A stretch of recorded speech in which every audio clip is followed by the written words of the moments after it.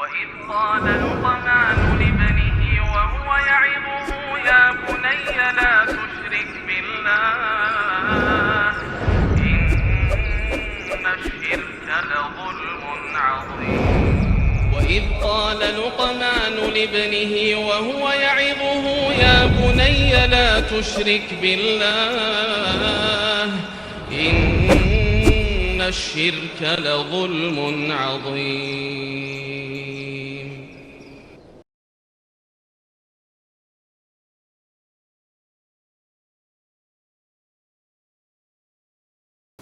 ما هي الحقوق المادية الواجبة على الأب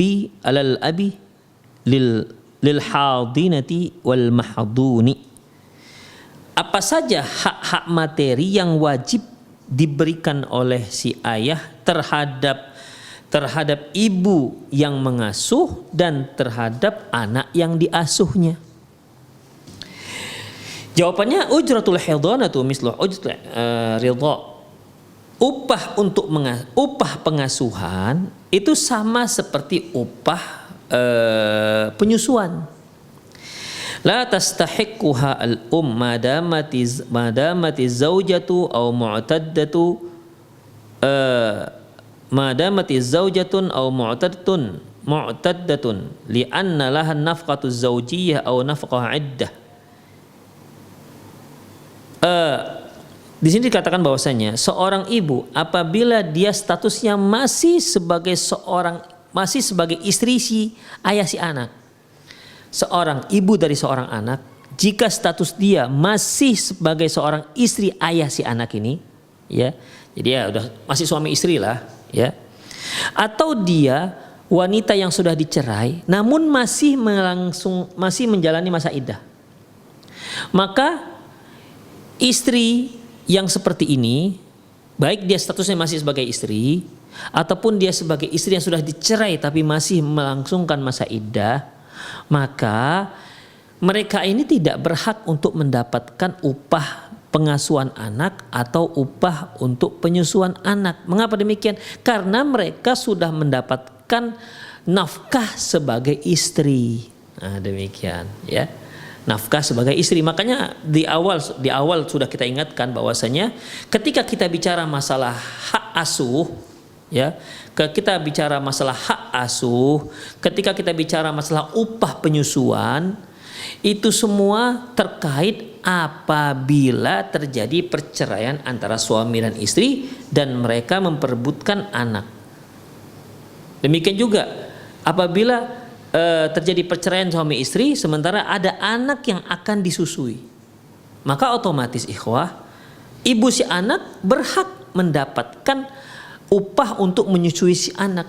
Ibu si anak berhak mendapatkan upah nafkah dari mantan suaminya yang dia adalah ayah si anak, yaitu upah dari pengasuhan.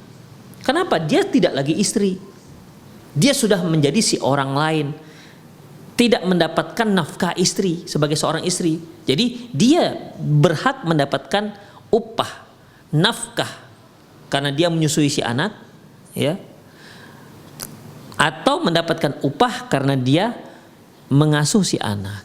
Demikian ikhwah. Hal ini berdasarkan firman Allah Subhanahu wa taala, wal walidatu yurdi'na auladahunna haulaini kamilaini liman arada ayyutimma ar-radha'ah. Dan kaum ibu-ibu yang menyusui anaknya maka dia susui 2 tahun sempurna bagi siapa yang ingin menyempurnakan susuannya.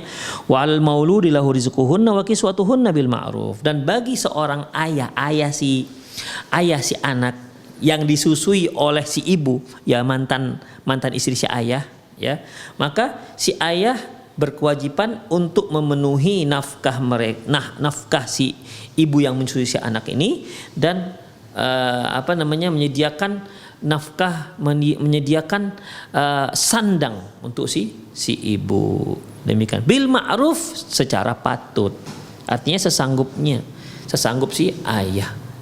Demikian. Jadi kalau suami istri bercerai kemudian sudah selesai juga masa iddah, sementara anak harus disusui, maka ibu ini, ya, dia punya hak untuk mendapatkan nafkah dari mantan suaminya.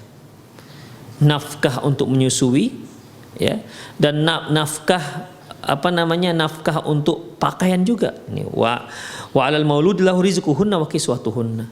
Dan si ayah si bayi berkewajiban memberikan nafkah, menyediakan rezekinya ataupun nafkahnya baik sandang maupun pangan. Demikian ikhwah rahimanallahu wa iyyakum. Ya. Jadi itu dia. Illa annaha idza ihtajat ila ziyadati nafqati bisababi ridha aw al-hadanah. Jadi kalau dia statusnya sebagai seorang istri, enggak ada ceritanya dia mendapatkan nafkah upah untuk menyusui, upah untuk mengasuh, ya. Dia seorang istri. Ya. Seorang istri, status seorang istri, dia sudah diberi nafkah sebagai seorang istri. Demikian. Jadi kalau seandainya dia seorang istri kemudian diberi lagi nafkah dia sebagai seorang menyusui, oh enggak, double nanti, ya. Dan itu tidak ada dalam syariat kita. Jadi kalau dia masih sebagai seorang istri, maka dia yang mengasuh anaknya, dia yang menyusui anaknya, itu sudah tercakup dalam nafkah untuk seorang istri. Demikian. Dan nafkah ini, ya, dia bisa bertambah sesuai dengan dia bisa bertambah ketika dia harus menyusui anaknya, harus mengasuh anaknya.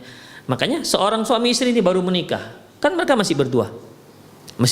Nafkah pun mungkin ya masih ya sebulan mungkin 1 juta, 1,5 juta, ya maka berdua lah makan.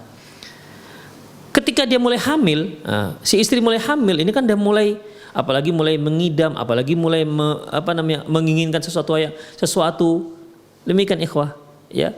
Tentu kan akan membutuhkan nafkah yang lebih. Apalagi ketika dia sudah punya anak. Maka perlu popoknya, perlu nutrisi si ibu hamil, ada nutrisi untuk ibu hamil, ya, demikian supaya untuk menjaga kesehatan si bayi. Demikian ikhwah. Kemudian nafkah lagi apa misalnya? Kontrol setiap bulan bagaimana kondisi bayi, jangan sampai bayi ini posisinya sungsang. Ini kan semua butuh dana. Ya, ini semua butuh dana ikhwah. Ketika terjadi hal-hal yang aneh begitu, kemudian datang lagi ke dokter spesialisnya ataupun ke bidannya menanyakan ini kenapa seperti ini, itu kan duit lagi.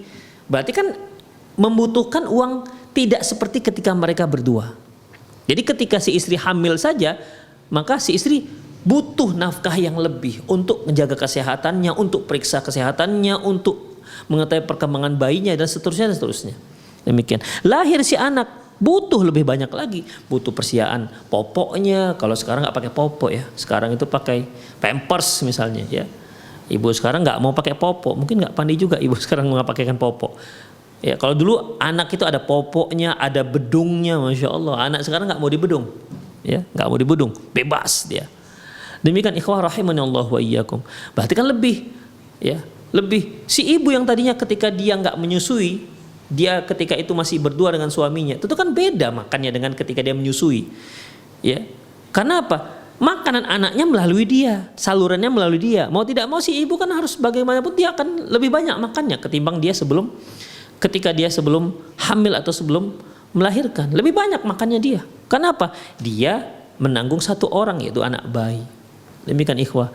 Makanya biasanya ibu-ibu yang menyusui ini karena ngemil, makan, akhirnya agak melar tuh badannya. Demikian alasannya, karena untuk si bayi bang, begitulah kira-kira.